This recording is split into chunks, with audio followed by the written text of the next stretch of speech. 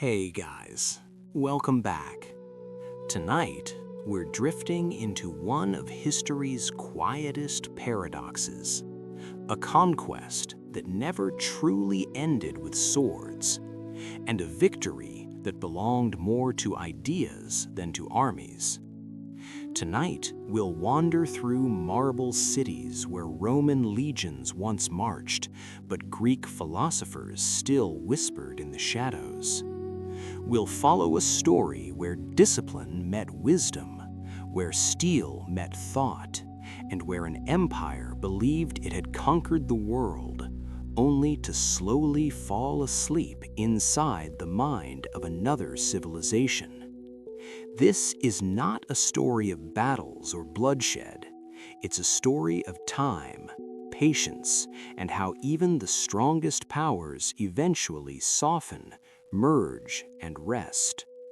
This is how Rome conquered Greece, and how Greece quietly lived on inside Rome. So before you get comfortable, take a gentle moment to like this video and subscribe, but only if these deep sleep history stories help you find peace, sleep better, or simply reflect on our shared journey through time. Now, close your eyes, let the noise of the present fade, and allow the ancient world to slow down with you as history begins to breathe softly once more.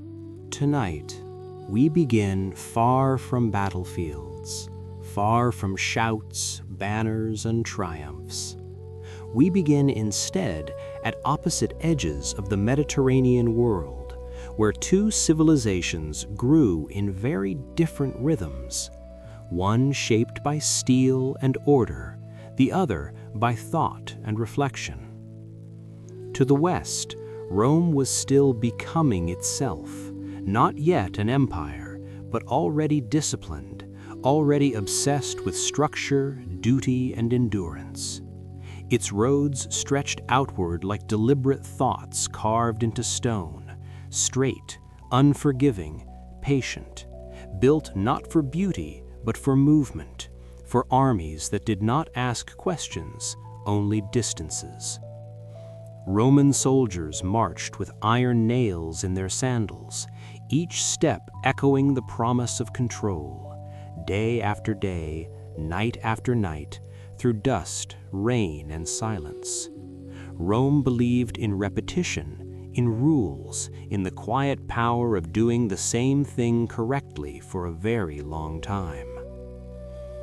Across the sea to the east, Greece existed in a different tempo, older, slower, and luminous in a way that did not need conquest to feel powerful.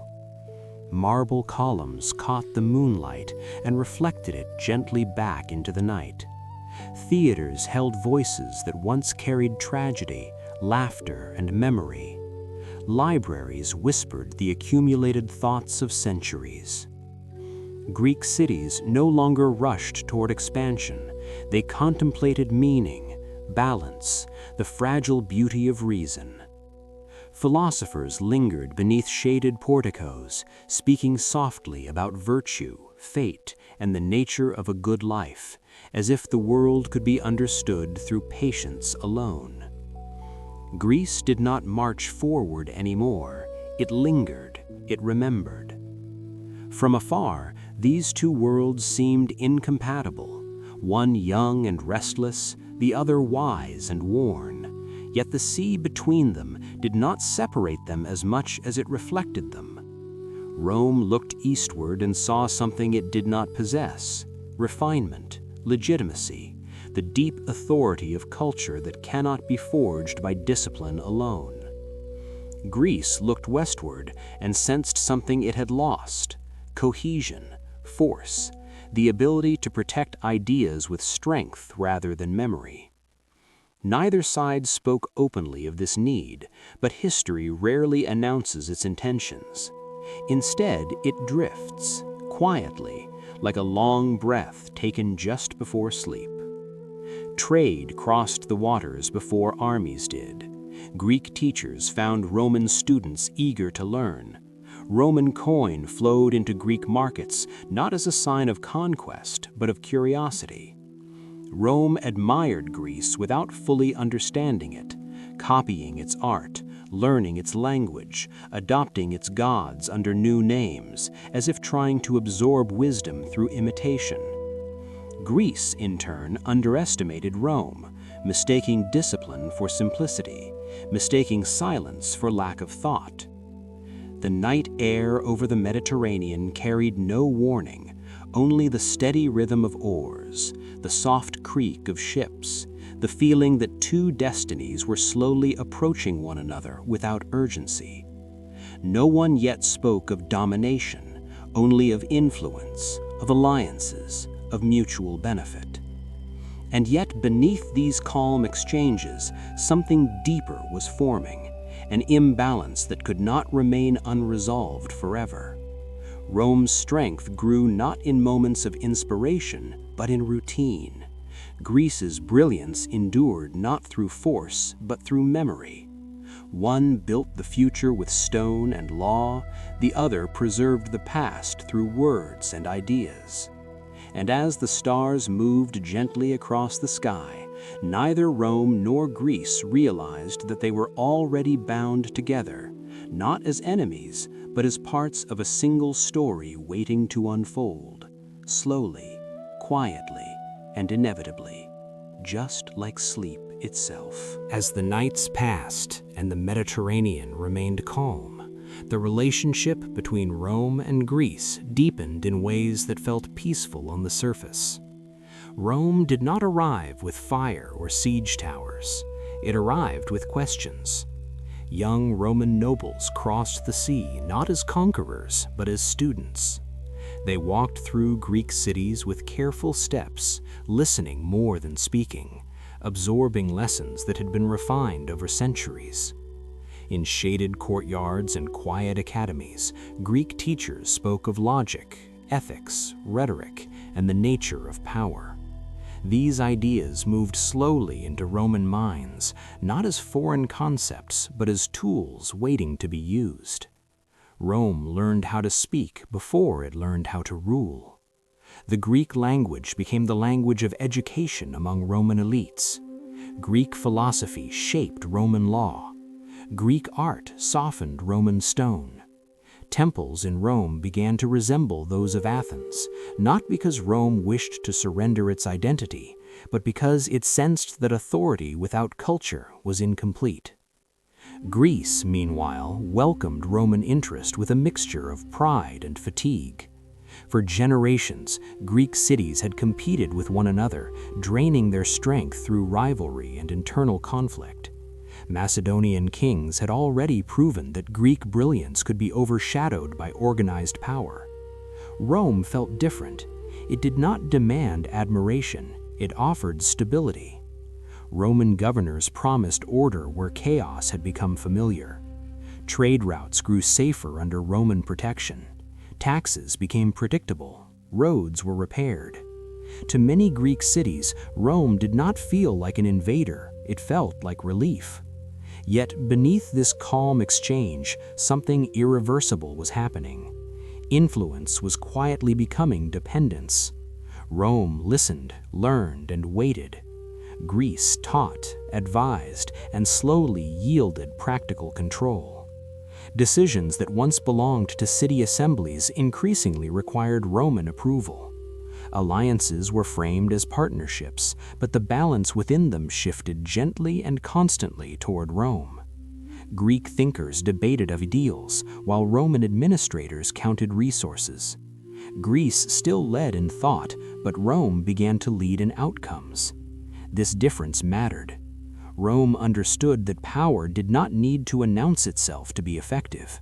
It only needed to be consistent. While Greek cities argued philosophy, Rome standardized law. While Greek leaders debated honor, Rome measured logistics. Each Roman action was small, reasonable, and difficult to oppose without appearing ungrateful. Over time, gratitude turned into obligation. Obligation turned into obedience. None of this unfolded in a single dramatic moment. It unfolded in routine decisions, in quiet agreements signed at dusk, in meetings that ended politely and changed everything. Roman legions remained nearby, not threatening, simply present. Their silence carried more weight than speeches. Greece still believed it was shaping Rome through culture. Rome knew it was shaping Greece through structure. Neither side spoke this truth aloud. The night air remained gentle. Lamps burned low. Ships continued to cross the sea. To an observer drifting into sleep, the world still felt balanced. But history rarely turns on noise. It turns on habits. And Rome was building habits that Greece could no longer alter. By the time Greek leaders sensed the shift, it already felt normal. Rome did not conquer Greece by destroying its temples or silencing its thinkers. It conquered Greece by making itself necessary. And necessity, once accepted, is harder to resist than force. As the stars reflected on dark water and the rhythm of waves slowed the mind, two civilizations moved closer together, not in collision, but in quiet alignment. One brought memory, the other brought momentum. And momentum, once it finds direction, does not stop easily. By the time dawns and dusks repeated their quiet cycle over the Mediterranean, the relationship between Rome and Greece had already crossed a threshold that few noticed. Nothing dramatic marked this moment. No city burned, no statue fell. Instead, a subtle certainty settled into the daily rhythm of both worlds. Rome had become the frame through which decisions passed. Greece remained the voice of thought, but the voice now spoke inside boundaries shaped elsewhere. Roman officials attended Greek councils not as intruders, but as expected presences. Their questions guided outcomes. Their records preserved memory in ways that slowly replaced oral tradition. Greece still debated truth, but Rome decided what would be enforced. This difference did not feel violent. It felt administrative. And administrative change, when calm and consistent, is often the most permanent kind. Greek citizens continued to live among familiar streets, temples, and theaters. Life felt unchanged on the surface. Festivals were still held, plays were still performed, philosophers still taught beneath open skies. Yet behind these continuities, authority had shifted. Rome had learned something Greece never prioritized. Control did not require destruction, it required endurance. Roman systems were designed to outlast emotion. Laws were written to be applied equally, not beautifully. Roads were built to connect, not inspire. Armies were trained to obey, not to question. In this structure, Greek independence slowly dissolved without being openly challenged. Many Greeks accepted this change because it brought peace. After centuries of rivalry and war among city-states, Roman order felt restful. Predictability replaced uncertainty. Safety replaced ambition. For a tired civilization, this trade felt reasonable. Rome did not erase Greek culture. It preserved it, categorized it, and absorbed it into a larger system. Greek gods lived on under Roman names. Greek philosophy shaped Roman elites. Greek art decorated Roman homes. Greece became immortal within Rome, even as it lost political autonomy. This was not conquest as the ancient world understood it. It was inheritance. Rome inherited Greece and then carried it forward in a form that could survive power. From a distance, it might have appeared that Greece won by shaping Rome intellectually. But Rome understood something deeper. Influence without authority is fragile. Authority supported by influence is unstoppable. Rome combined both. As night fell again over quiet harbors and dark hills, the Mediterranean reflected stars that had watched civilizations rise and soften before. The sea did not choose sides, it only remembered. And memory favors those who can maintain it. Rome would remember Greece not as an enemy defeated, but as a foundation absorbed.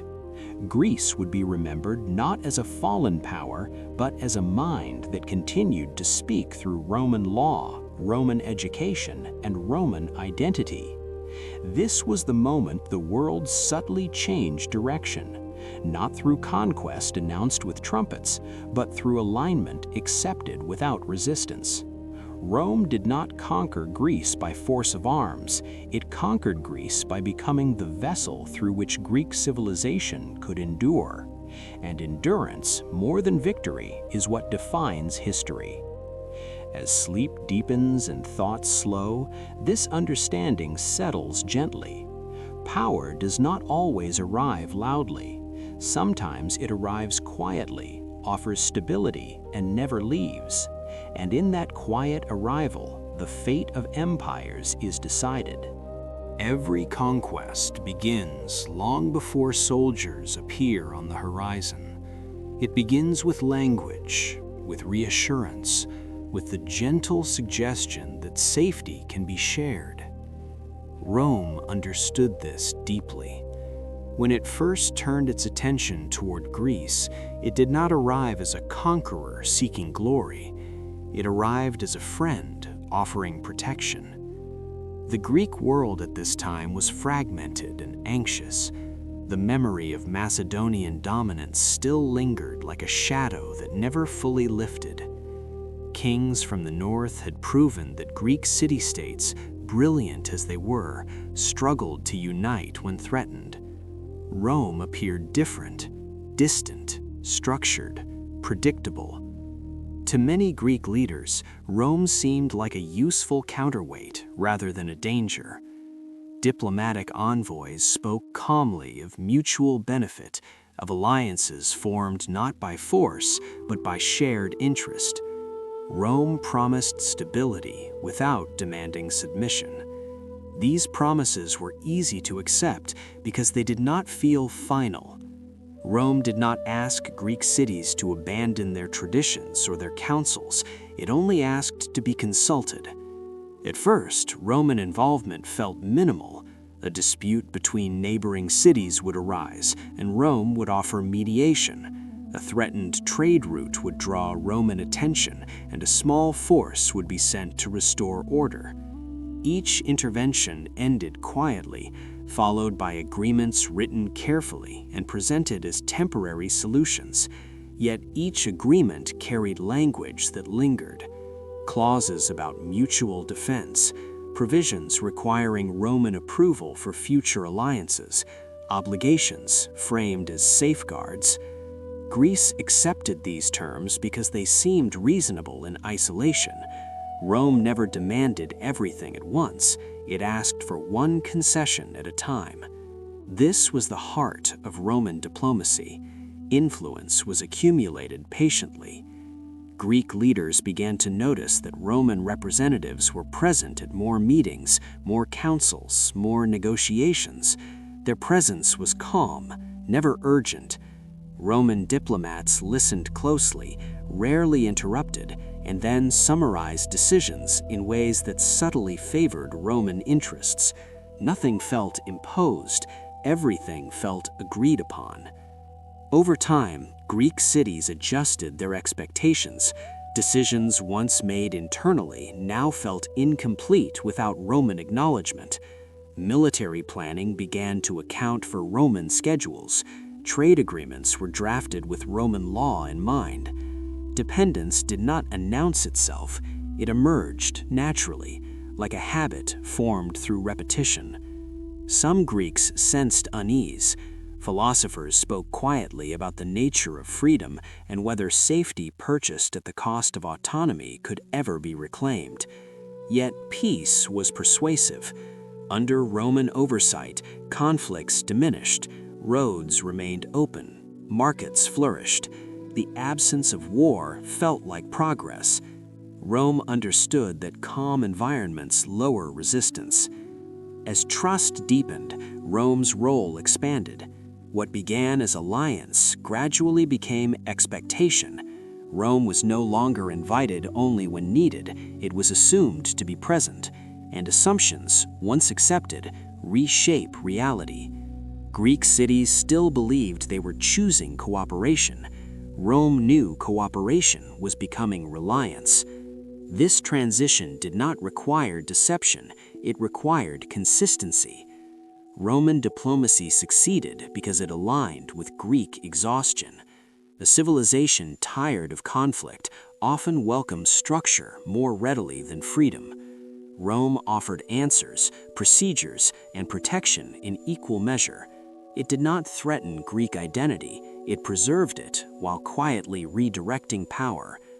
By the time suspicion surfaced, it lacked urgency. Rome had already woven itself into the daily workings of Greek political life. The shift from ally to influence was complete, even if few were ready to name it. And in the stillness of night, as thoughts drift and the mind softens, this truth becomes clear. Power rarely enters loudly, it enters invited, and once invited, it reshapes the house from within. As Roman presence became familiar across the Greek world, something subtle began to change in tone.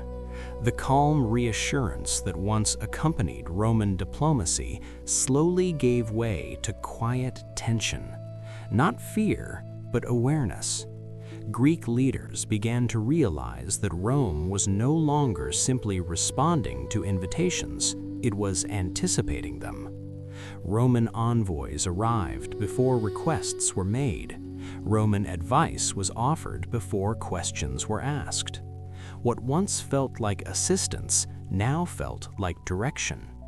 This shift was not sudden. It unfolded gradually, almost imperceptibly, like the deepening of night when the mind is too relaxed to notice the exact moment darkness takes hold. Greek councils continued to meet, but their debates carried a new weight. Decisions were framed with Roman reaction in mind. Words were chosen carefully, not to persuade fellow Greeks, but to avoid Roman concern. Silence entered conversations where confidence once lived. Some city leaders welcomed this caution, believing it preserved peace. Others felt a growing unease they struggled to define. Rome had become a constant reference point. Every path now led through Roman approval. In private gatherings, Greek elites began to speak more openly. They questioned whether alliance had quietly transformed into oversight. Philosophers returned to older questions about autonomy, dignity, and the cost of prolonged safety. Yet even these discussions remained theoretical. No one wanted to be the first to openly resist. Rome had not violated any agreement. It had honored them meticulously. Treaties were followed, promises were kept. This made opposition difficult. Resistance without a clear offense felt unjustified, even reckless. Rome understood this psychological balance. It never rushed, it never provoked. Instead, it allowed Greek doubt to exist without resolution. Meanwhile, Roman administrators expanded their logistical networks. Supply routes were standardized, military staging areas were quietly established near strategic regions, always described as defensive measures. Roman law increasingly governed disputes involving trade and territory. Greek legal systems remained, but they operated within Roman frameworks. This duality created confusion. Greek authority still existed in name, but Roman authority existed in practice. As generations passed, this distinction blurred further. Younger Greek leaders grew up knowing Roman involvement as normal. They did not remember independence without oversight. To them, Rome was not an external power, it was part of the political environment. Suspicion lingered, but it softened with familiarity. Rome relied on time as its greatest ally. Time reshapes expectations. What once feels intrusive can become accepted. What once feels temporary can become permanent. Greek cities adjusted. They reorganized priorities. They measured success not by autonomy, but by stability. Rome never demanded loyalty outright. It allowed loyalty to form naturally through reliance. When conflicts arose between Greek cities, Rome positioned itself as the final arbiter. Its judgments were calm, consistent, and enforced. Over time, Greek leaders learned that appealing to Rome produced faster results than negotiating among themselves. This efficiency was seductive. It reduced uncertainty. It rewarded compliance. Yet beneath this smooth functioning, something essential was eroding.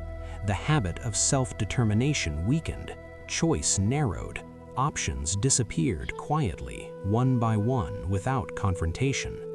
By the time suspicion matured into clarity, the cost of reversal felt too high. Greece faced a paradox. Rome had brought peace, but peace had arrived with boundaries. To challenge those boundaries risked chaos. To accept them meant surrendering control. Many chose acceptance because it felt safer. Rome did not force this choice. It allowed circumstances to guide it. This is how influence becomes authority, not through domination, but through normalization. As the night grows deeper and thoughts slow, this pattern becomes clear. Power does not always conquer by overcoming resistance. Sometimes it conquers by making resistance feel unnecessary. By the time suspicion fully surfaced among Greek leaders, it had already lost its power to change direction. What once felt like a choice now felt like a condition of reality. Rome was no longer something Greece could accept or reject. It was simply there, embedded in decisions, present in systems, and woven into expectations. Greek councils still met, but their authority had thinned. They discussed matters of culture, ceremony, and tradition, while questions of security, trade, and diplomacy quietly passed into Roman hands. This division was never announced. It emerged naturally as Rome assumed responsibility for what Greece found burdensome. Protection, enforcement, arbitration, and long-term planning were handled efficiently by Roman officials who appeared calm, impartial, and dependable. For many Greeks, this arrangement felt reasonable. Life was quieter, borders were stable, old rivalries softened under Roman supervision. Rome understood that peace has a persuasive quality. When people sleep without fear, they rarely question who stands guard outside. Dependence deepened not because Rome demanded obedience, but because Greece stopped practicing independence. Each generation adapted more easily than the last. Young Greek leaders entered public life already familiar with Roman procedures. They learned Roman law alongside Greek philosophy. They spoke Latin as comfortably as Greek. To them, Roman presence was not foreign, it was structural. Resistance felt impractical, even irresponsible. Why disrupt a system that worked? Rome never answered this question. It did not need to. Instead, it continued refining its role. Agreements became standardized. Obligations became routine. What had once required negotiation now required compliance. Greek armies still existed, but their movements aligned with Roman strategy. Greek fleets sailed, but under Roman coordination. Sovereignty faded not through loss, but through delegation. Greece delegated its burdens until it no longer recognized its own absence from power. Some voices still warned of the cost. Historians recorded concerns. Philosophers wrote of freedom eroded by comfort. But these warnings circulated quietly, overshadowed by daily stability. Rome never silenced dissent. It allowed it to exist harmlessly. Ideas without enforcement posed no threat. Over time, even memory adjusted. The past was reinterpreted through Roman narratives. Greek history was preserved, but framed as a chapter leading naturally toward Roman order. Greece was no longer the present, it was the foundation. This reframing completed the transition. Greece did not fall, it settled. Rome did not conquer Greece in a single campaign, it absorbed Greece through patience, diplomacy, and structure. By the end of this process, Greece remained culturally alive, but politically still. The transformation from ally to dependent was complete, not marked by violence, but by acceptance. As night deepens and thoughts slow, this pattern becomes unmistakable. Power endures not by striking first, but by becoming indispensable. Rome mastered this lesson, and Greece, seeking peace after centuries of division, allowed it. The conquest was finished long before anyone named it. Sometimes conquest does not arrive with armor and banners. Sometimes it arrives wrapped in a word that feels gentle and reassuring: freedom. When Titus Quinctius Flamininus stepped onto Greek soil, he did not present himself as a ruler or a conqueror. He presented himself as a messenger. Rome, he said, had not come to rule Greece, but to release it. For a world weary of domination, this promise carried enormous weight. Greece had lived under the shadow of Macedonian kings for generations. The idea that a powerful outsider might step in, defeat the oppressor, and then step back felt almost miraculous. Flamininus understood the emotional hunger of the moment. He spoke not of Roman strength, but of Greek dignity. He framed Rome as a temporary guardian, not a permanent master. And Greece listened. The announcement came at the Isthmian Games, a setting chosen with care. These games were more than sport. They were ritual, memory, and identity combined. When the proclamation was read aloud, the words echoed through the stone stands and across the assembled crowd. Greece, it was said, was free, free from garrisons, free from tribute, free to govern itself once more. The reaction was overwhelming. Cheers rose in waves. Some wept openly. Others stood in stunned silence, absorbing the idea that history had turned in their favor. In that moment, Rome appeared not as a master, but as a benefactor. Flamininus became a symbol of hope. His name was spoken with gratitude. Statues were planned. Songs were composed. The promise of freedom softened years of suspicion and erased memories of earlier compromises. Yet freedom, when granted by another power, is never simple. The celebration marked an emotional turning point, but it did not dissolve reality. Roman troops did not immediately depart. Advisors remained. Treaties still bound Greek cities to Roman expectations. The structure that Rome had patiently built did not vanish with a single declaration. Instead, it adapted. Freedom became a narrative rather than a condition. Greek cities were free to govern, but only within boundaries Rome quietly maintained. Flamininus never denied this. He spoke carefully, emphasizing stability, cooperation, and the dangers of disorder. Rome, he suggested, would remain nearby only to ensure peace. This reassurance felt reasonable. After years of conflict, peace felt precious.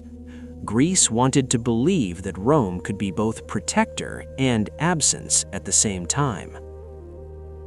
In the quiet after the games, daily life resumed. Markets reopened, councils met, the banners were folded away. And slowly, questions emerged. Why were Roman legions still positioned near key cities? Why did major decisions still pass through Roman channels? Why did freedom feel unchanged from the arrangement before it? These questions were rarely spoken aloud. Gratitude discouraged criticism. To doubt Rome's intentions felt ungrateful, even dangerous. Flamininus himself embodied this tension. He genuinely admired Greek culture. He supported Greek institutions. He spoke their language and honored their traditions. But he was also Roman, shaped by a system that did not relinquish influence lightly. His version of freedom aligned with Roman order. Greece could be free as long as it remained predictable. In this way, the dream of freedom became a tool. It calmed resistance. It reframed control as protection. Rome did not need to impose authority when Greeks believed they had regained it. This was the brilliance of the moment. The conquest did not feel like conquest. It felt like deliverance. And deliverance, when accepted emotionally, binds more tightly than fear. As night settles and the mind slows, this moment reveals its true weight. The word freedom echoed loudly that day, but its meaning stretched quietly into the future. What Greece celebrated was not the end of Roman presence, but its transformation. The shadow lengthened as even the sun appeared to rise. After the cheers faded and the Isthmian Games returned to memory, Greece entered a quiet season of adjustment. On the surface, life seemed unchanged. Cities governed themselves, councils debated local matters. The language of freedom remained proudly spoken. Yet beneath this calm continuity, a new pattern had formed. Rome had not withdrawn, it had repositioned itself. Roman commanders now spoke less publicly, but their influence moved more efficiently through private channels. Advisors visited quietly, letters traveled steadily, decisions aligned before debates even began. Greece had been declared free, but the shape of that freedom was increasingly defined elsewhere. Flamininus encouraged Greek leaders to believe that stability required guidance. He spoke of fragile balances, of rivalries that could easily reignite without careful oversight. His tone was not threatening, it was patient and reassuring. Many Greeks found comfort in this approach. After generations of instability, supervision felt safer than risk. Rome did not contradict Greek autonomy, it reinterpreted it. Freedom, in Roman terms, meant freedom from chaos, not freedom from influence. Greek cities were free to manage themselves, provided their actions did not disrupt Roman order. This distinction was subtle but decisive. Over time, Greek leaders learned which decisions were truly theirs and which required Roman approval. They adjusted accordingly, not out of fear, but out of habit. Roman presence became procedural. Military units remained stationed near strategic points, described as temporary safeguards. Their continued presence raised occasional concern, but reassurance followed quickly. Rome promised withdrawal when circumstances allowed. Circumstances, however, were never fully satisfied. There was always another risk, another dispute, another reason to stay. Greek independence became conditional, always just one step away from completion. In this environment, political ambition changed shape. Greek leaders no longer sought power through confrontation or reform. They sought influence through Roman favor. Aligning with Rome became the surest path to stability. This shift altered the internal dynamics of Greek politics. Competition moved away from public debate and toward private negotiation. Rome watched these changes carefully. It did not interfere directly, It allowed Greek society to reorganize itself around Roman expectations. This was not imposed, it was absorbed. The most revealing sign of this transformation was how resistance faded. Resistance did not vanish because it was crushed, it faded because it became ineffective. Any attempt to challenge Roman involvement appeared unnecessary and disruptive. Rome had delivered peace. Questioning that peace felt irresponsible. Over time, even critics moderated their language.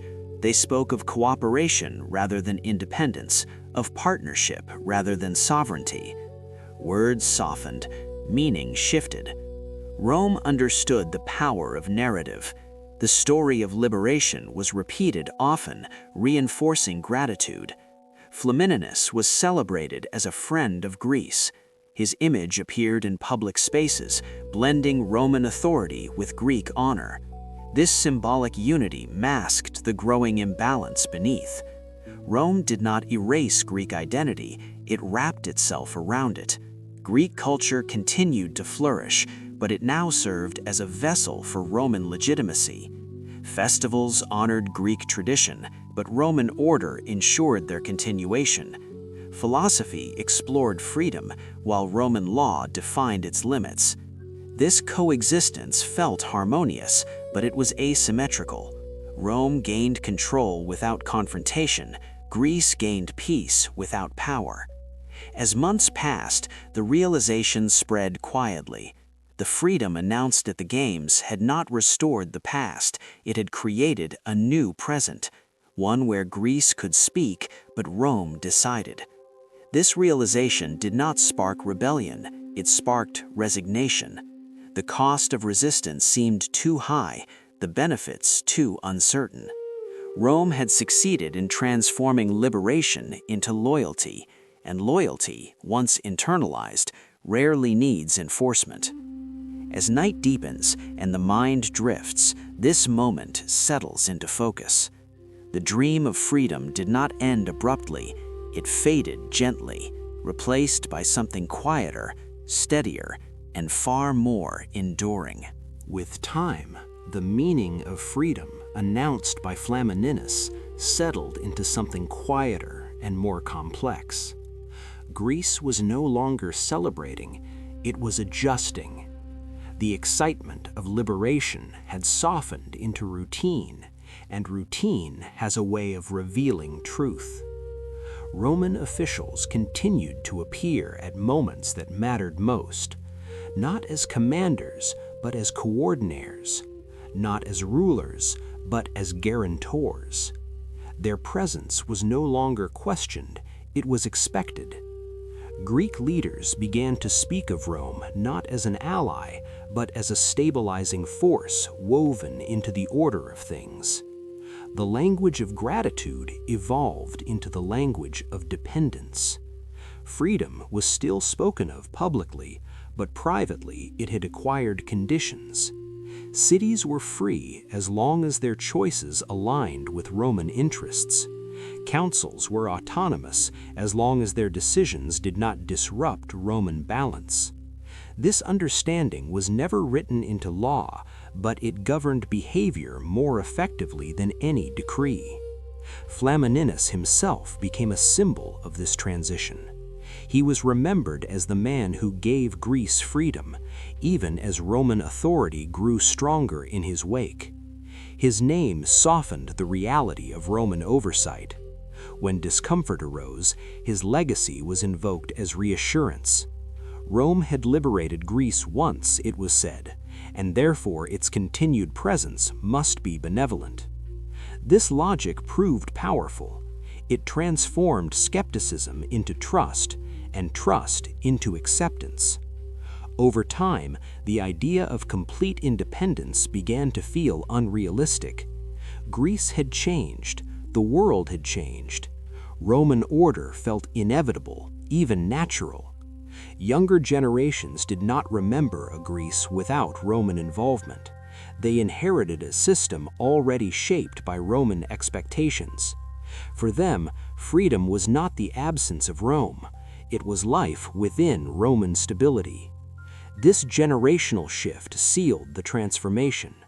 Resistance faded not because it was defeated, but because it no longer felt relevant.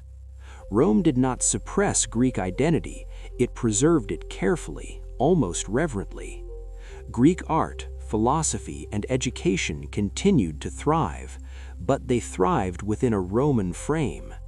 Greece became the cultural heart of a Roman world, admired and studied, but no longer directing its own political fate. This arrangement suited Rome perfectly. It gained legitimacy without resentment. It ruled without appearing to rule. The dream of freedom announced at the Isthmian Games had achieved its purpose. It closed the chapter of opposition and opened the era of quiet control. Rome had learned that the most endearing power is not seized, but accepted. As night deepens and the mind drifts toward rest, this lesson feels gentle but unmistakable. Freedom promised by a conqueror often arrives shaped by the conqueror's needs. Greece believed it had been released. In truth, it had been redefined.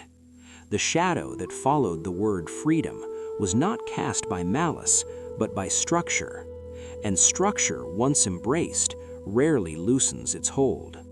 The conquest of Greece did not conclude with battle or surrender. It concluded with agreement, a collective decision made slowly and calmly to trade uncertainty for order. In that trade, Greece found peace, and Rome found permanence.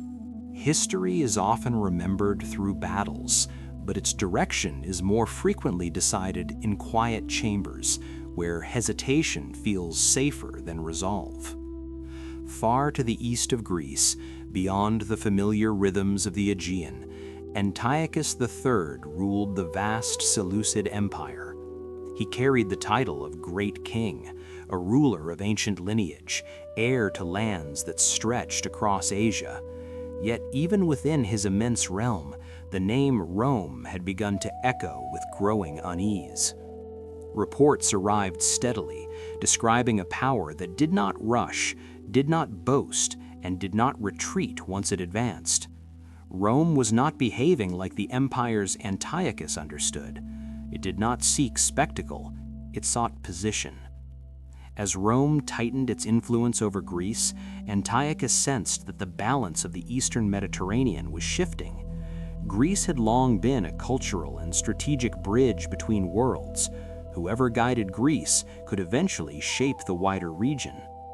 Antiochus watched carefully, weighing his options.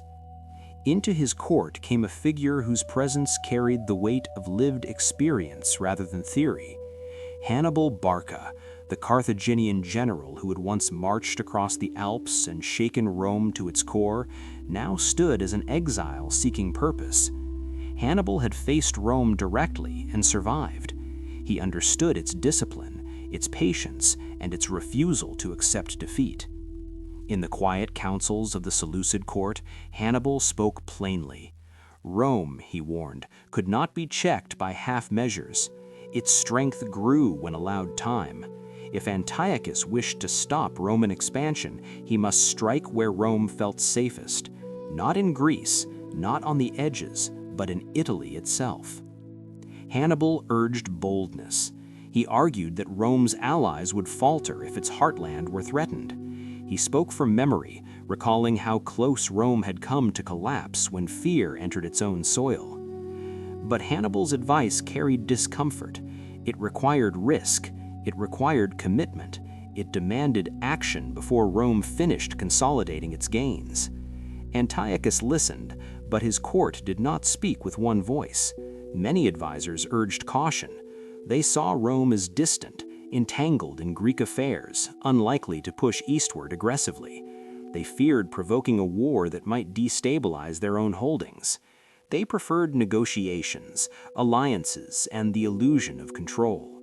War, they argued, could wait. Rome, they believed, would remain occupied elsewhere. This division defined the moment. Hannibal spoke of urgency, others spoke of patience. Antiochus stood between these perspectives, balancing ambition against fear. He chose the path that felt safer. He delayed. Hannibal's words lingered, but they did not guide action. Instead of bringing the conflict to Rome, Antiochus allowed Rome to continue shaping the Greek world unchallenged. This choice would prove decisive. Rome interpreted hesitation as permission. While Antiochus weighed possibilities, Rome moved quietly. It secured alliances, positioned forces, and framed its presence as protection rather than threat. The moment for preemption passed. Hannibal, watching from the margins, understood the consequence before anyone else did. He had seen Rome grow stronger with every year of peace. Antiochus would later recognize the truth of Hannibal's warning, but recognition arrived too late to alter the course already set. As night deepens and the mind slows, this scene reveals a familiar pattern. Power rarely announces itself with urgency. It waits for others to hesitate. In that hesitation, decisions settle, paths narrow, and outcomes become inevitable. The war that could have been brought to Rome's doorstep remained an idea, spoken softly in council rooms and then allowed to fade. In that silence, Rome advanced. When Antiochus finally chose to move, the moment Hannibal had warned about had already passed. Rome was no longer a distant force occupied with Greek affairs.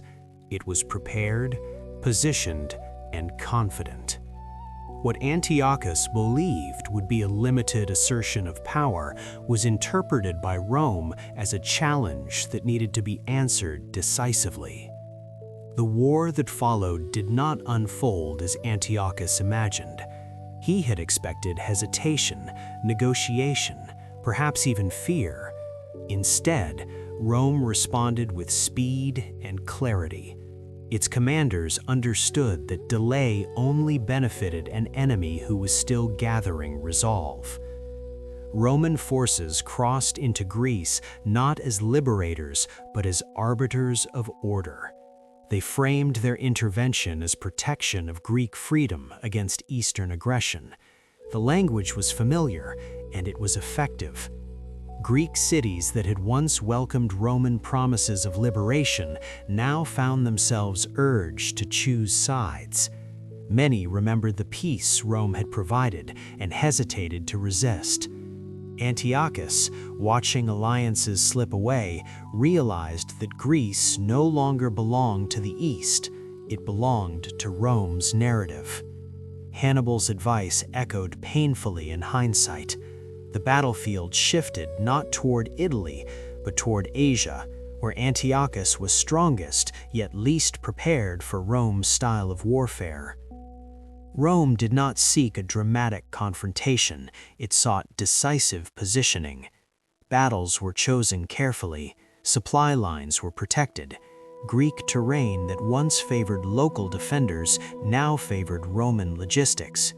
Antiochus fought bravely, but bravery could not compensate for strategic delay. Each engagement narrowed his options.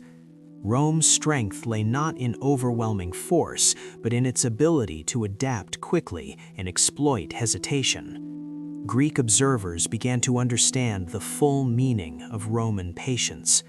Rome did not rush into conflict, it waited until conflict could no longer be avoided, and then it moved with precision. Antiochus attempted negotiations when the tide turned, but Rome no longer saw value in compromise. The balance of power had shifted too far. Terms were offered not as dialogue, but as conclusions. Hannibal, marginalized and frustrated, saw the outcome clearly.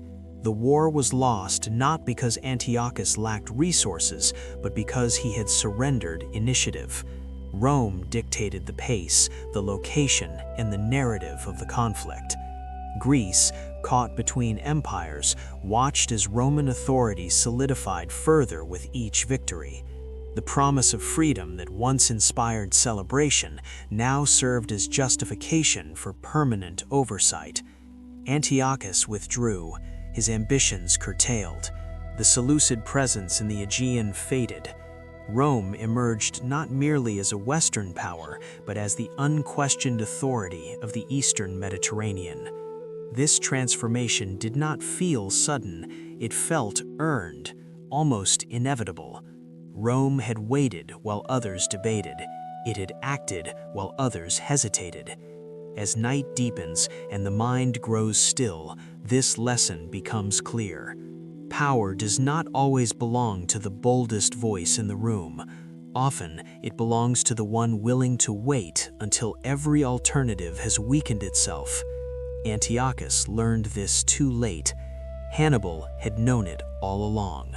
As the war faded into memory, its lesson remained clear to those willing to see it.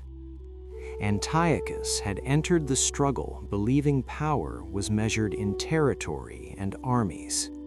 Hannibal had warned him that Rome measured power differently. Rome measured power in timing. When Antiochus withdrew, the world did not return to balance. It settled into a new arrangement. Rome did not celebrate loudly. It did not mark the moment with grand declarations. Instead, it consolidated quietly. Greek cities were reminded that Roman protection had shielded them from Eastern ambition. Roman commanders stayed, not as conquerors, but as guardians of stability. The language of freedom was preserved, but its meaning narrowed.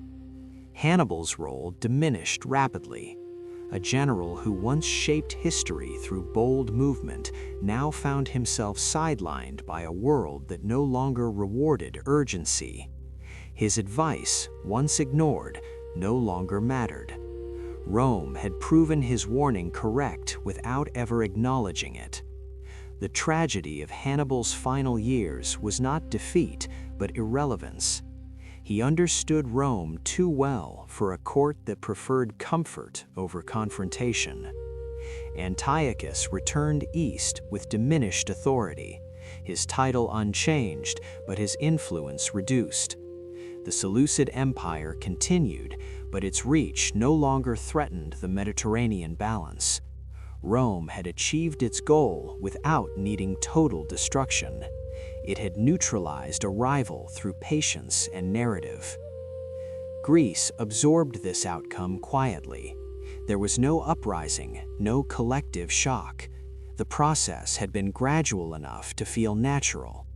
Rome had once promised freedom, and now it promised protection from threats like Antiochus. The cycle repeated seamlessly.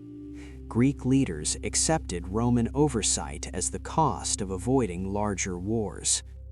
Hannibal's warning echoed faintly beneath this calm surface. Strike Rome early or accept its dominance later. The choice had been made by delay. Rome now stood uncontested. This moment marked something deeper than a military victory. It marked the end of strategic alternatives. After Antiochus, no Eastern power seriously challenged Roman authority in Greece. The idea of resistance became theoretical rather than practical. Rome did not need to enforce obedience. The absence of viable opposition did that for it. As night deepens and the mind slows, this chapter reveals its quiet truth. History does not always turn on courage or brilliance. Often it turns on whether a warning is acted upon when it still matters. Hannibal spoke from experience.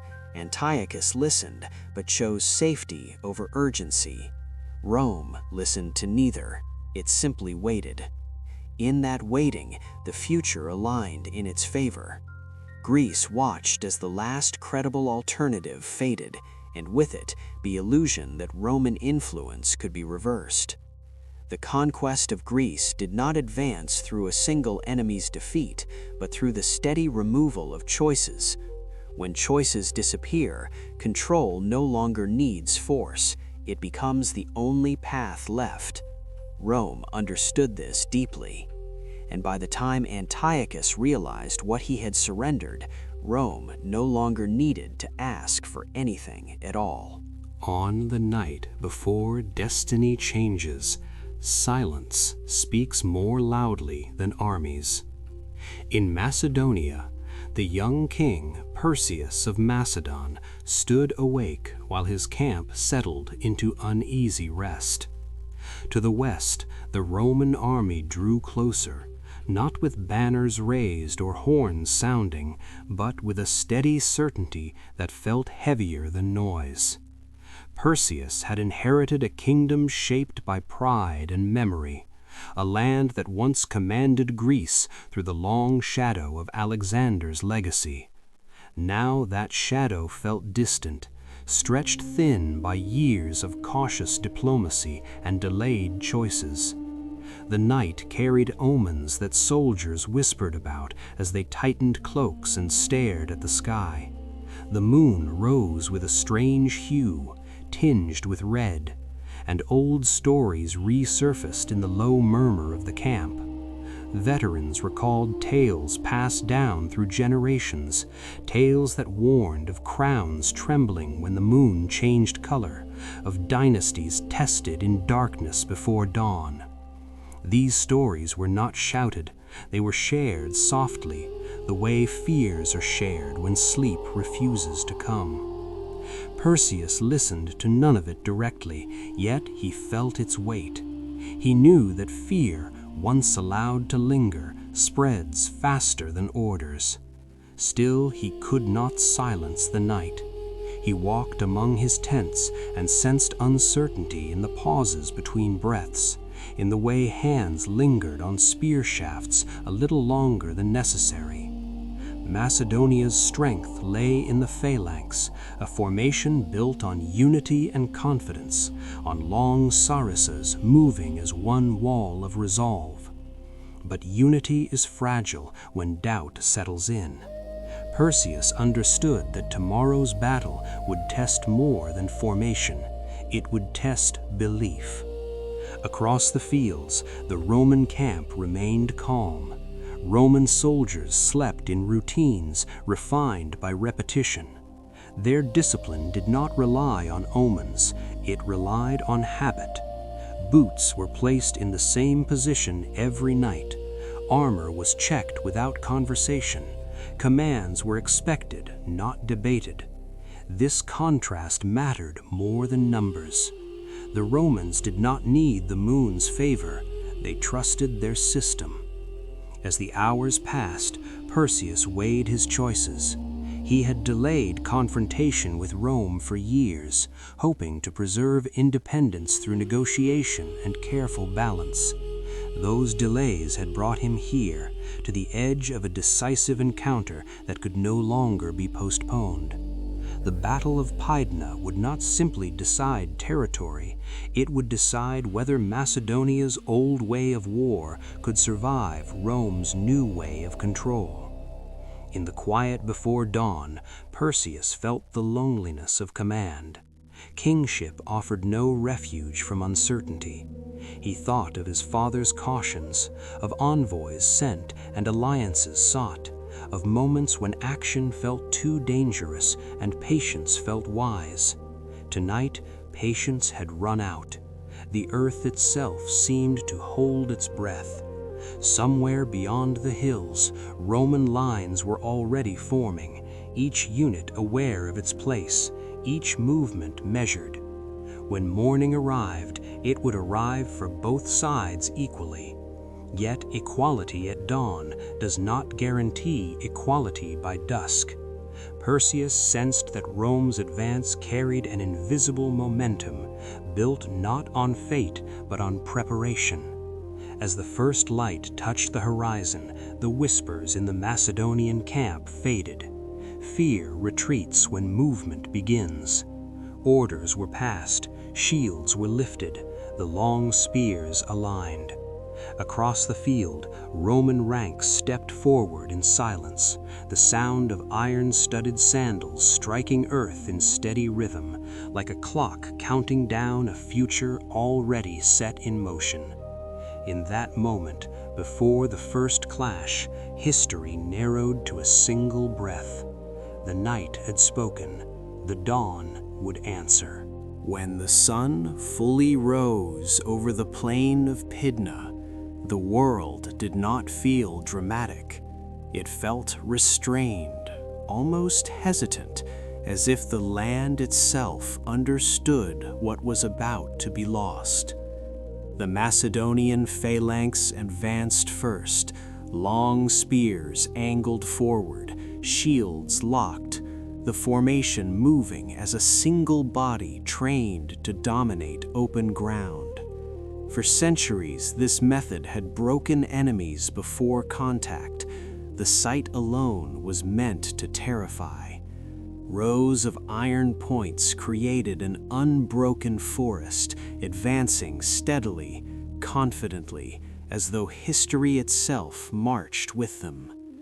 Perseus watched from behind the line, trusting in a system that had once made Macedonia unstoppable. Across the field, the Roman legions did not rush to meet it head-on. They adjusted their spacing, loosened their ranks, and allowed the phalanx to come forward. Roman commanders had studied this formation carefully. They understood its strength, but also its limits. The phalanx demanded perfect alignment. It thrived on flat ground and continuous pressure. Any disruption could turn its greatest advantage into a liability. As the two forces closed, the earth beneath them revealed its quiet influence. The terrain was not smooth. Small ridges, uneven patches, and dry stream beds broke the plain into subtle fragments. At first, the Macedonian line absorbed these irregularities. Then, gradually, the formation began to bend. Gaps opened, almost imperceptibly, between units that could no longer maintain perfect cohesion. In those moments, the Roman legions moved, not as a single wall, but as flexible groups trained to exploit opportunity. Roman soldiers slipped into the openings, engaging at close range where long spears became awkward and shields could not pivot quickly enough. The rhythm of battle changed. What had begun as an unstoppable push slowed into confusion. Perseus saw it unfolding, but could not reverse it. Orders traveled too slowly through the dense ranks. What looked unified from afar fractured up close. Roman discipline thrived in this chaos. Individual initiative mattered. Centurions acted without waiting for commands, responding to local conditions with practiced judgment. The phalanx, magnificent in theory, struggled to adapt. Its strength had always been collective. Once divided, it lost its power. As the hours passed, the Macedonian advance stalled. Roman pressure increased, not through overwhelming force, but through persistence. Each gap widened, each hesitation compounded. The Macedonian soldiers fought bravely, but bravery could not restore cohesion. Perseus understood now that this battle was not merely about courage or numbers, it was about systems. Rome's army was designed for uncertainty. Macedonia's was designed for control. On this broken ground, uncertainty prevailed. By midday, the outcome was no longer in doubt. The phalanx had dissolved into isolated pockets of resistance. Roman forces pressed methodically, sealing the result with calm efficiency. Perseus retreated, watching the collapse of a military tradition that had defined his kingdom. The Battle of Pydna did not end with the dramatic final charge. It ended with exhaustion, surrender, and the quiet recognition that an era had passed. As the sun moved westward, shadows lengthened across the field, marking not just the end of a battle, but the end of Macedonian dominance. The world would remember Pydna as a clash of armies, but its deeper meaning lay in the contrast between rigidity and adaptability. Rome did not win because it was stronger, It won because it was prepared to change. As night approached once more, the sounds of battle faded into memory. What remained was a silence heavier than the night before, a silence that carried the weight of finality. After the fighting ended, the silence over Pydna felt different from the silence before the battle. It was heavier, final, shaped by loss rather than anticipation. Perseus fled the field not as a coward, but as a man who understood that the world he ruled no longer existed. Macedonia's army had been broken, not just in strength, but in identity. The phalanx that once symbolized order and dominance now lay scattered across uneven ground, its logic undone by a new way of war. Perseus sought refuge, moving from stronghold to stronghold, hoping for time to gather allies or reconsider terms. But time, which Rome had mastered so well, was no longer on his side. Roman forces advanced methodically, not in pursuit of glory, but to remove uncertainty. Each city was approached with the same calm assurance. Resistance was met with firmness, surrender with order. There was no chaos in Rome's victory. Perseus eventually surrendered, not in a dramatic scene, but in quiet resignation. His capture marked more than the fall of a king. It marked the end of Macedonia as an independent power. Rome did not execute him, it displayed him. Perseus was taken to Rome, where he would walk in a triumph, not as an enemy to be feared, but as a symbol to be understood. His presence told a story Rome wanted remembered. This is what happens when patience meets hesitation. Macedonia was dismantled carefully. The monarchy was abolished. The kingdom was divided into smaller regions, each stripped of the ability to act alone. This was not revenge, it was prevention. Rome had learned that lasting control required removing the structures that allowed resistance to reform. Greece watched closely. The lesson was unmistakable. Rome did not need to conquer every city through battle. It needed only to demonstrate that alternatives no longer existed. After Pydna, Greek autonomy became a memory rather than a goal. Rome reorganized the region with laws, taxes, and oversight, not chains. Daily life continued. Markets opened. Philosophers taught. The change was administrative rather than violent. That was Rome's greatest strength. It made submission feel like normalcy. Perseus faded from history not through execution, but through obscurity. He lived out his days far from Macedonia, his name remembered more as a caution than a hero. His defeat was not framed as a tragedy by Rome, it was framed as order restored. As night settles again, the story of Pydna reveals its deeper meaning. The battle was not just the defeat of a king or an army, it was the moment when the last major Greek-speaking power lost the ability to choose its future independently. From that point forward, Greece existed within Rome's system, admired for its culture, preserved for its wisdom, but governed by foreign hands. The conquest of Greece did not end with fire or massacre, it ended with reorganization.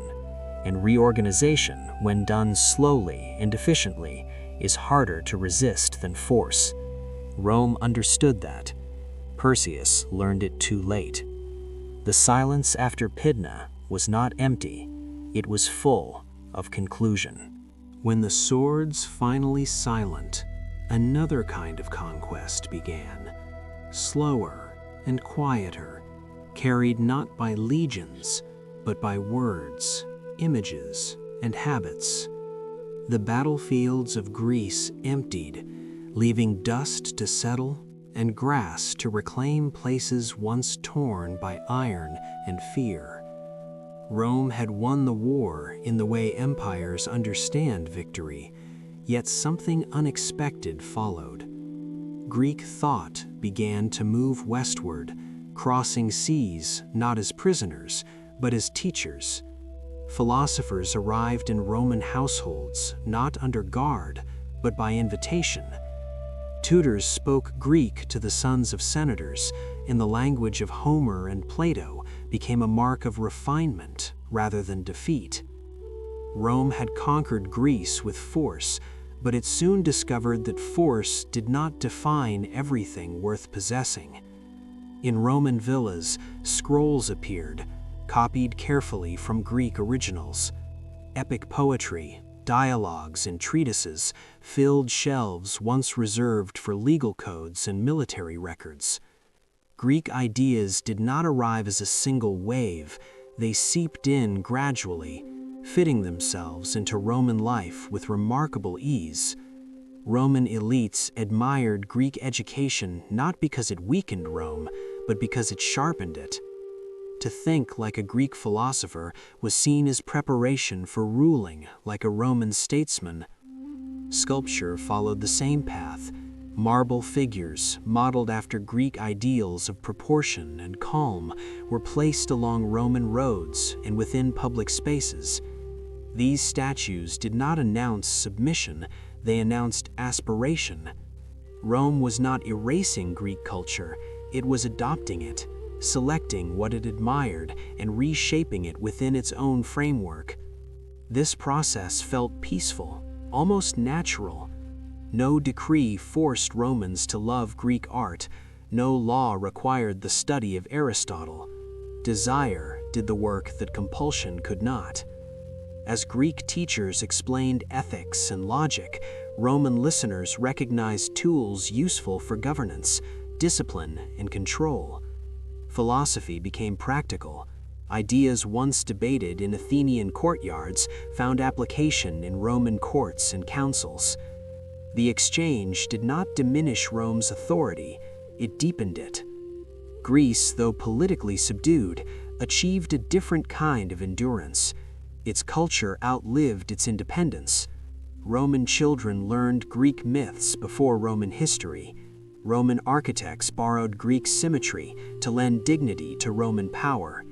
Even Roman religion absorbed Greek forms, renaming gods, but preserving their stories. This was not defeat, it was transformation. Rome remained the ruler, yet its ruling style grew gentler, more reflective, informed by the civilization it had overcome. The paradox was subtle, but lasting. Greece lost control of its borders, but gained influence over minds. Rome gained territory, but surrendered the illusion of cultural purity. The conqueror began to resemble the conquered, not in weakness, but in depth. As years passed, this quiet exchange reshaped the Mediterranean world. What began after the wars became tradition. Greek language remained the language of learning. Greek philosophy framed Roman debates about virtue and duty. The conquest that followed silence proved more enduring than any battle.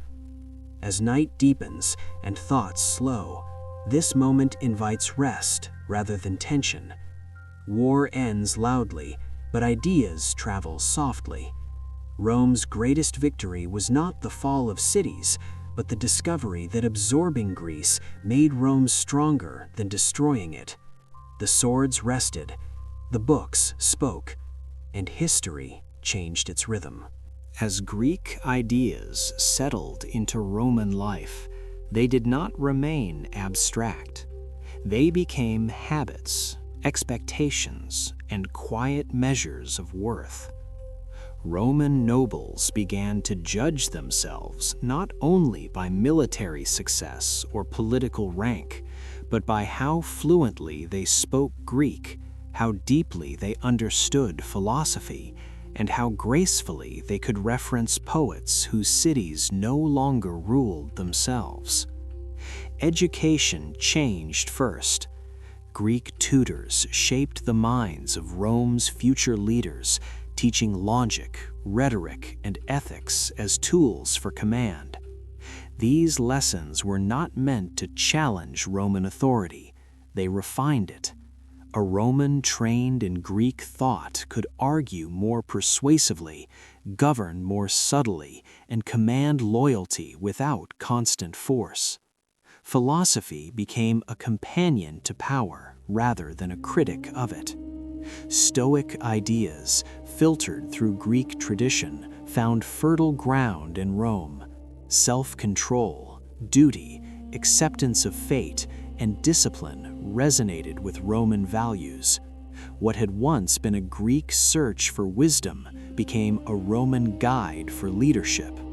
The conquered culture did not weaken the conqueror, it taught it how to endure. Art followed education. Greek aesthetics softened Roman spaces. Temples, forums, and private homes adopted proportions that suggested calm and balance rather than raw dominance. Sculpture emphasized restraint and ideal form. Even portraits of Roman leaders began to echo Greek styles, presenting rulers not only as commanders but as thinkers. This was not imitation born of insecurity. It was selection born of confidence. Rome absorbed what it found useful and ignored what it did not. Language completed the transformation. Greek became the language of learning, science, and philosophy across the Roman world. To be educated meant to be bilingual. Latin governed law and command. Greek governed thought and culture. This division created a layered empire, one that ruled through administration while thinking through Greece. Over time, the memory of Greek political independence faded, but its intellectual authority grew. Greek cities lost armies but gained schools. Their theaters no longer shaped policy, but their ideas shaped emperors. This quiet reversal carried no resentment. Greeks found pride in teaching the world. Romans found advantage in learning from them. The exchange felt mutually beneficial, though unequal in power. The conquest continued without resistance because it did not feel like conquest at all. As generations passed, Romans no longer asked whether Greek influence belonged in Rome. It was simply there, natural, expected. A Roman who dismissed Greek learning was seen as unrefined. A leader who ignored philosophy was considered incomplete. Greece, though ruled, had achieved something rare. It had shaped the inner life of its conqueror. As night deepens and thoughts slow, this chapter reveals a truth that history often hides. Control over land is temporary. Influence over minds endures. Rome mastered the first, Greece mastered the second, and in the long quiet after war, the second proved more lasting. In time, the conquest of Greece completed its quiet transformation. Rome stood unchallenged in power, yet increasingly Greek in spirit. Senators debated in Latin, but thought in Greek structures. Emperors ruled vast territories, yet turned to Greek philosophers for guidance on virtue, fate, and restraint. What had begun as cultural admiration became dependence. Rome could no longer imagine itself without Greek ideas shaping its inner life. This was not weakness, it was refinement. Greek philosophy gave Rome a language for endurance. When power grew heavy, Greek thought provided balance. When ambition threatened excess, Greek ethics offered limits. This fusion created a civilization stronger than either alone. Greece, though conquered in arms, achieved immortality through influence. Its poets were memorized by Roman children. Its thinkers were quoted in Roman courts. Its aesthetic ideals defined beauty across an empire that stretched from Britain to Syria. Greek culture became the shared inheritance of the Mediterranean world. Rome ensured its survival by making it universal. This was the final paradox of conquest. The defeated culture shaped the victor's identity. Greece no longer commanded armies, but it commanded meaning. Rome no longer needed to suppress Greek voices, it amplified them. By doing so, it transformed conquest into continuity. As generations passed, the memory of war faded. What remained was synthesis. Greek teachers continued to travel west. Roman officials governed east. The boundary between ruler and ruled softened into shared tradition. When later ages looked back, they no longer spoke of Rome and Greece as separate worlds. They spoke of a Greco-Roman civilization. This unity was born not on the battlefield, but in libraries, schools, and quiet conversations between teachers and students. As night settles and the mind drifts toward rest, this ending offers calm rather than tension. History reminds us that the loudest victories are not always the most lasting. Rome conquered Greece by force, but Greece conquered Rome by thought. The swords fell silent, the books remained open, and in that quiet exchange, a civilization found its soul. To walk through Rome in this era was to sense a quiet duality. The city spoke with a Roman voice, yet its thoughts often arrived in Greek form. Stone by stone, Rome reshaped itself, not by erasing what it admired, but by inviting it in. Columns rose along streets and forums, their proportions borrowed from Greek ideals of balance and harmony. Temples stood with familiar silhouettes, echoing the sanctuaries of Athens, even as they honored Roman names. This was not confusion, it was fusion. Rome had become an empire with two souls, one ruling, one teaching. Religion revealed this most clearly. Roman gods carried new names, but old stories. Zeus became Jupiter, Hera became Juno, Athena lived on as Minerva. The transformations were linguistic rather than spiritual.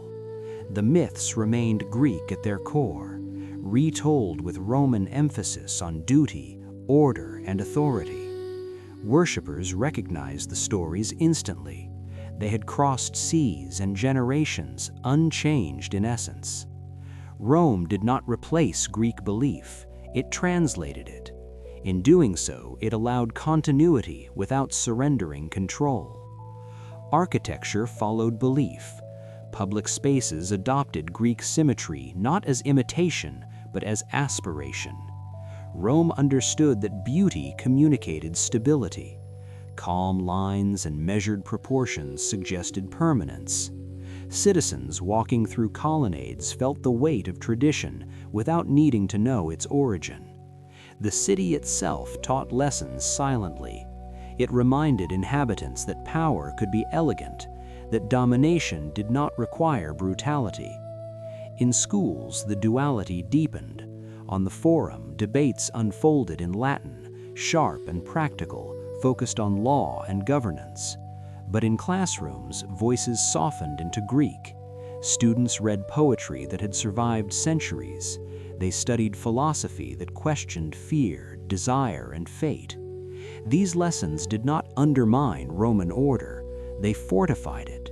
A ruler who understood restraint governed longer. A citizen who understood reason obeyed more willingly. Greek language became a private current beneath public life, shaping minds away from the noise of politics. Daily routines reflected this blend. A Roman noble might command troops by day and discuss Aristotle by night. Children memorized Greek verses while learning Roman history. Artists carved Roman triumphs using Greek forms. The empire did not choose between identities, It carried both. Over time, people stopped noticing the boundary. What once felt foreign became familiar. What once belonged to Greece became Roman by use. This was the quiet triumph of culture over conquest. Greece had lost its armies, but it had gained immortality through presence. Rome had gained land, but it had gained depth through adoption. As night settles and the city rests, this layered world feels calm rather than conflicted. Two souls did not compete within Rome, they complemented each other. The sword had forged the empire, but ideas sustained it.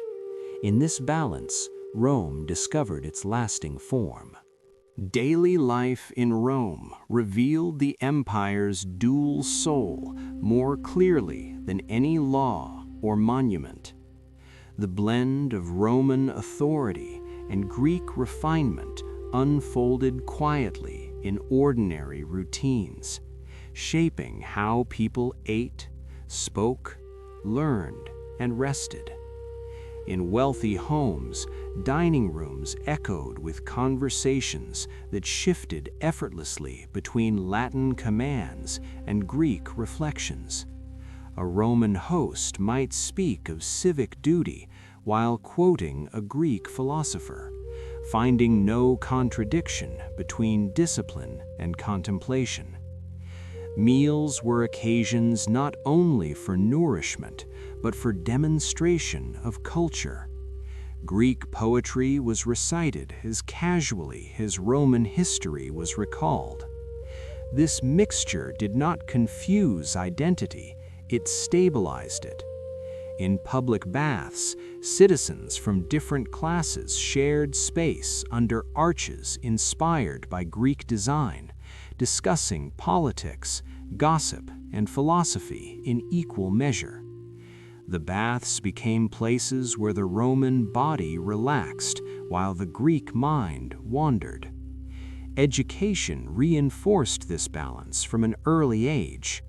Children learned Roman values of loyalty, obedience, and service, yet they were taught to reason through Greek texts. Grammar schools introduced Homer before Roman epics, not to diminish Rome, but to provide a foundation of thought. Rhetoric teachers trained students to argue like Greeks so they could rule like Romans. This dual training produced leaders who valued order but understood nuance. Law courts reflected the same synthesis. Legal procedures remained distinctly Roman, precise and structured, but arguments increasingly relied on Greek logic. Judges listened for clarity of thought as much as obedience to precedent. Even military commanders absorbed Greek lessons indirectly. Strategy discussions borrowed Greek concepts of balance and foresight, applied to Roman discipline and organization. The result was an empire efficient in action and reflective in planning. Religion in daily life also embodied the union. Festivals honored Roman gods with Greek rituals. Stories told at shrines carried Greek mythic depth while reinforcing Roman moral lessons. People did not feel torn between traditions, they felt enriched by both. The city itself encouraged this harmony.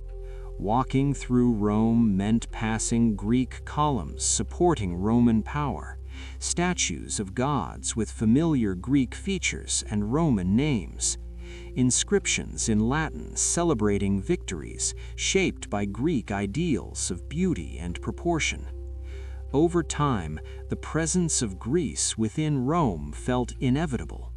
No one questioned why Greek culture remained so visible.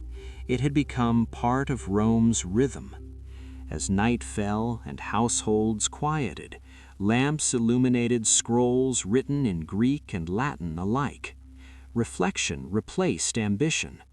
The empire rested not only on conquest, but on understanding. This was the true achievement of Rome's victory over Greece.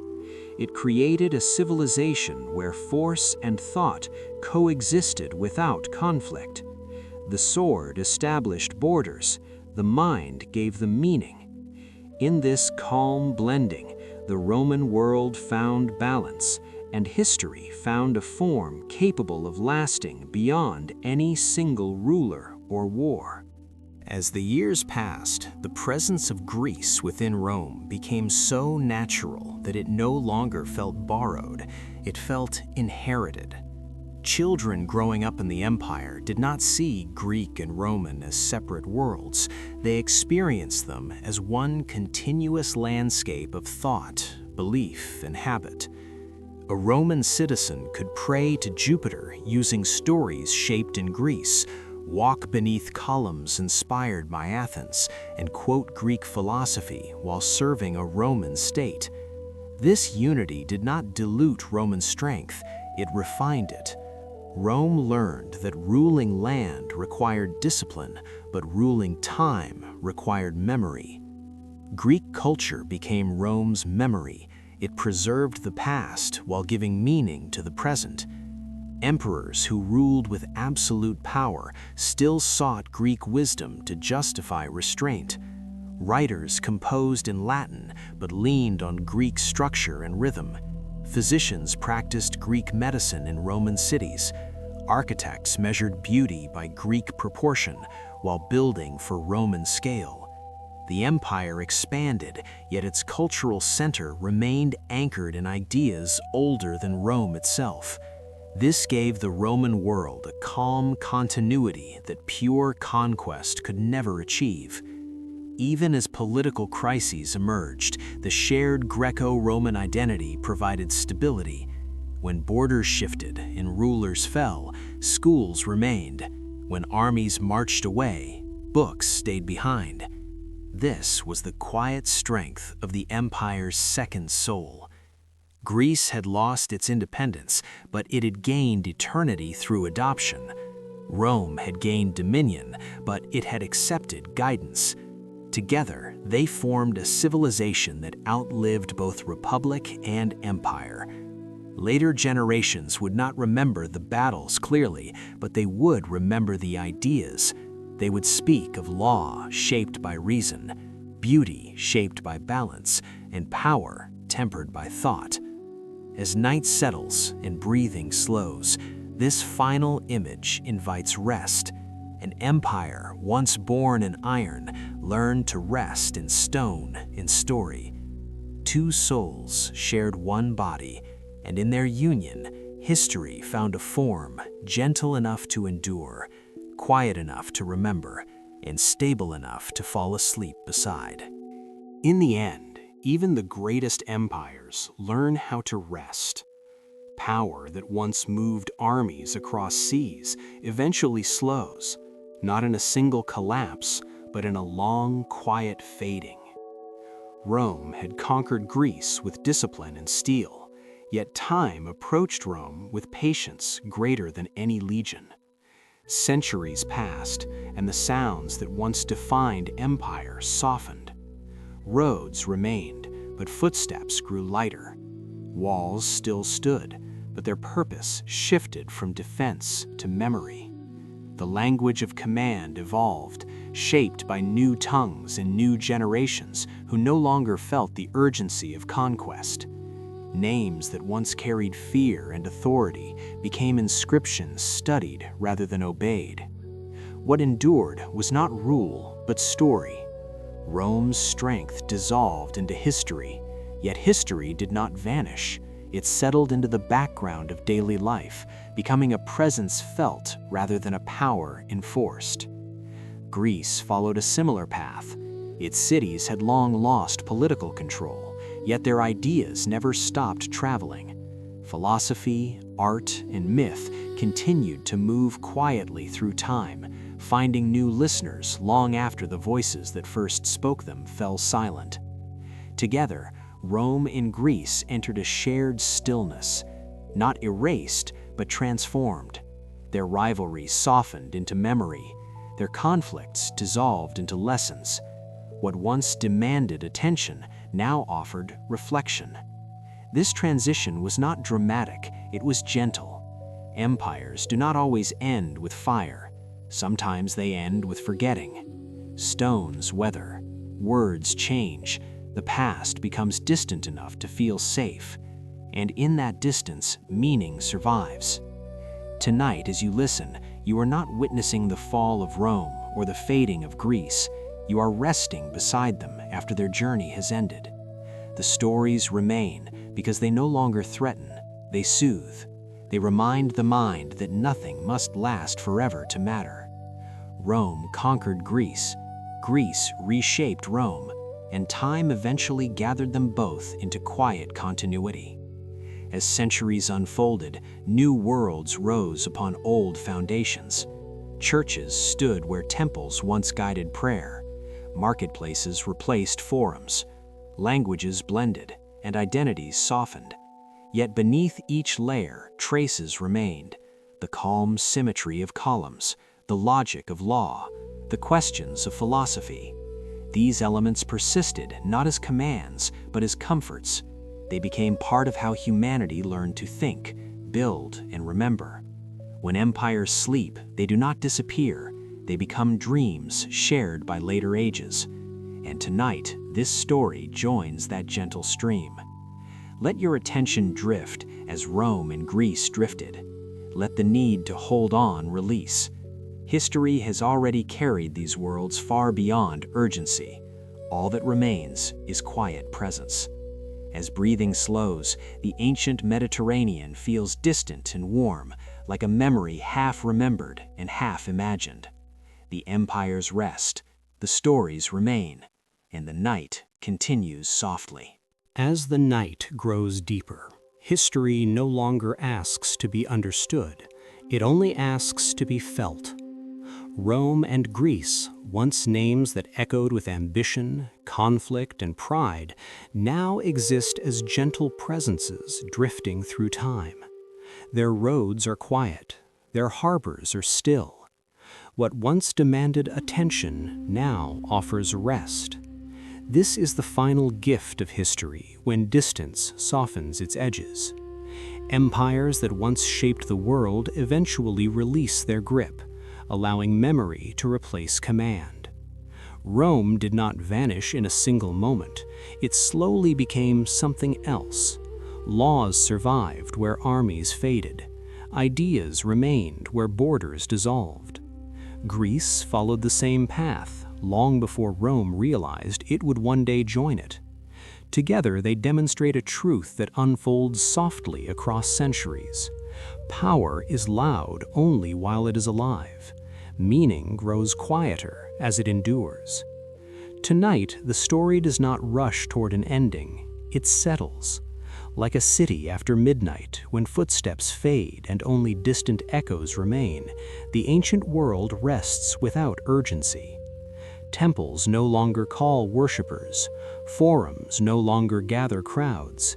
Yet the calm they leave behind carries weight. It reminds us that what lasts is not the noise of victory, but the shape of thought it leaves behind. Roman order and Greek reflection merged, then dissolved into the shared inheritance of later ages. Their presence lingers in language, in law, in the way we ask questions and search for balance. You do not need to remember dates or names to feel this continuity. It is enough to sense the calm of something completed. History, like sleep, does not require effort. It arrives when struggle ends. As Rome and Greece fade further into the background, they lose their sharp outlines. They become atmosphere, a warm, distant hum beneath the present moment. This is where stories for sleep belong, not in the clash of armies, but in the silence that follows them. Let your breathing slow as theirs once did. Let the weight of centuries become light. Nothing more is required from these empires. They have already given what they could: roads, ideas, stories, and now rest. As your eyes grow heavier, imagine the Mediterranean under moonlight, calm water reflecting stars that watched these civilizations rise and fall. The sea remembers without judgment. Time carries without hurry. And you, listening now, are part of this gentle continuation. History has finished speaking. It no longer needs witnesses, only quiet companions drifting beside it into sleep.